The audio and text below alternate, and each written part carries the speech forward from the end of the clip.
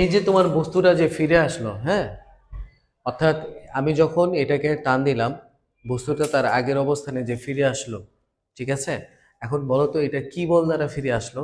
এটা হচ্ছে তোমার প্রত্যয়নী বল দ্বারা ফিরে আসলো। অর্থাৎ স্থিতিস্থাপক সীমার মধ্যে কোনো বস্তুকে যখন আমরা বল প্রয়োগ করব, এখন ওই বস্তু সে তার নিজের অবস্থানে অটুট থাকতে চায় বা নিজের অবস্থানে ফিরে যেতে চায়।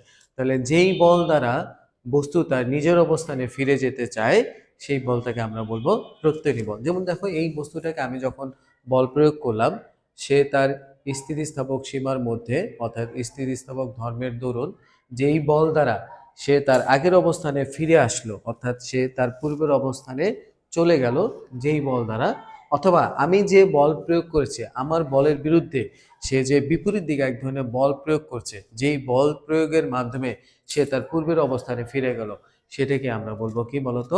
প্রত্যয়ী বল। যেমন আমার কাছে একটা ইলাস্টিক আছে, তো এই ইলাস্টিকটিকে যখন আমি টানছি সে হচ্ছে প্রসারিত হচ্ছে, কিন্তু যখন আবার ছেড়ে দিব সে দেখো তার আগের অবস্থানেই কি ফিরে আসলো।